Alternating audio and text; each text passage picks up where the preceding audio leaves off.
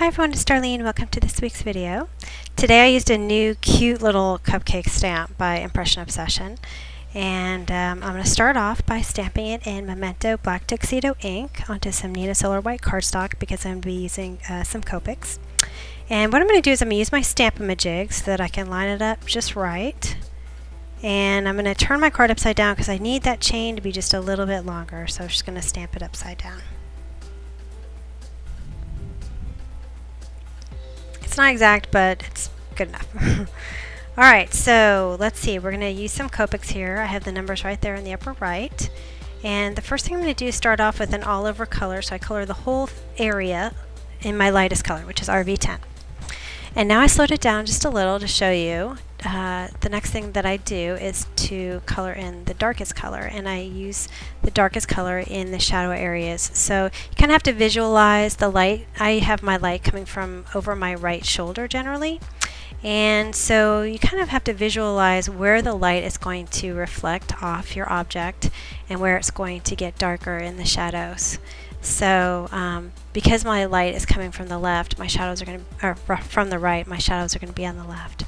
So here I am taking my medium color, which is the RV13, and I'm blending right next to that dark color in all the areas except on the right. So on the right side, because my light is coming from the right, I did it the medium color on the edge instead of the darkest color.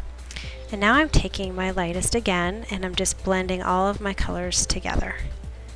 And you don't want to blend too much because what's happening here is as you take your lightest color, it's pushing the dark color more toward the edge. So it kind of pushes the dark color away from where you're coloring.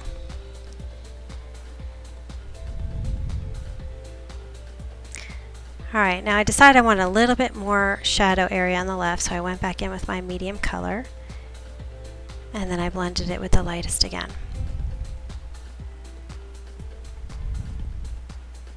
And then I wanted that icing to be really thick on the bottom, and that's how you have a big shadow down there.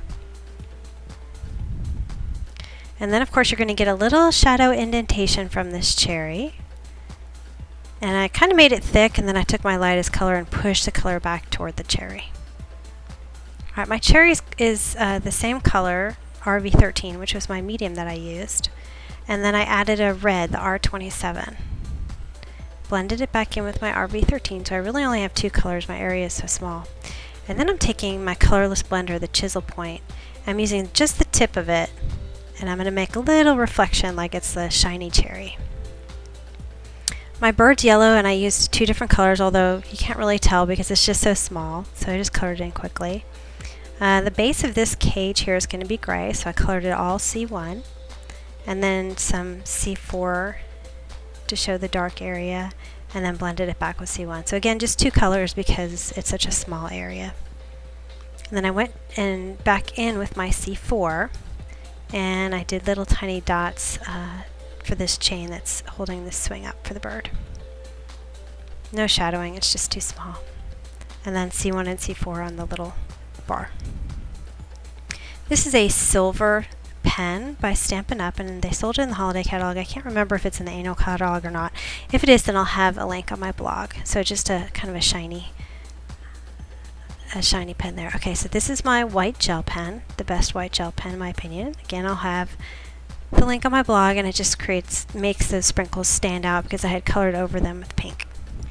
Okay, I've got my Broken China, my favorite distress ink, and as you can see, I'm priming my applicator. And the reason why I do that is because I want to avoid those rectangular marks. And so by loading your applicator with ink, you kind of, I don't know how else to describe it except prime it. So you kind of get the ink all over there, and you don't get like blotches. You kind of blend it out as you prime it. And that really helps with avoiding the rectangular marks that you might get when there's too much ink. Now I want to be really careful here, so I'm making it really heavy pressure on the outside and then much lighter as I get in toward the cupcake. And I'm just going to the edge of the cupcake, so there is going to be just a little bit of white around it. This is a Chevron embossing folder by Stampin' Up. And so the Chevron stripe is vertical, which I like. So I ran that through my Big Shot, and now I've got an oval Sizzix die. And I'm just going to hold it in place with some leftover masking tape that I had from a different project. And I'm going to run that through. Alright, now it's time to work on the banner. This is Pennant Parade by Stampin' Up. And I'm just going to stamp first the flag on Nina's Solar White cardstock once again, and then my sentiment, I want it to be right in the middle there, so I'm going to prep my Stamp-O-Majig, and that way I can get it right where I want it. And then this stamp set comes with a matching punch. I'm just going to punch that out. Now I wanted a little bit of color on my flag, so I took the RV13 that I used to color the cupcake, and I just colored the edges in. Copic markers are really smooth and they apply easy. You don't have to really color them, you just sort of swipe it and the color looks pretty. Okay, so I have some craft paper. Actually, it's Crumb Cake by Stampin' Up. I'm using 3 different colors of brown. I think 13, 25, and 29, I believe. And it's kind of a small area, but I wanted it to look a little bit roundish with some perspective. So now I'm adhering the chevron piece with some dimensionals, just some foam adhesive. And it came out over the edge, so I'm just taking these scissors, which are fantastic scissors. In fact, I think I'll put a link on my blog for these scissors. They're made by Stampin' Up, and they just cut so smoothly. So I just cut the edges so it wouldn't show through the white piece. And then I'm going to use some 2A glue pen to adhere my little flag pole. So it's going to be on the cupcake and then it'll end up on my raised chevron. And then for my flag, I'm just going to use just some adhesive there.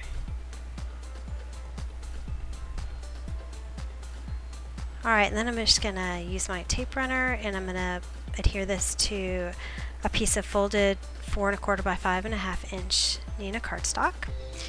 And then I've got some cherry cobbler stickles, which are Stampin' Up brand. And I'm going to make my cherry shiny, and then I added just a little bit of green to the stem with a garden green marker. And that's it. So not too complicated today, just a little Copic marker coloring, and I will see you next week. Thanks for watching.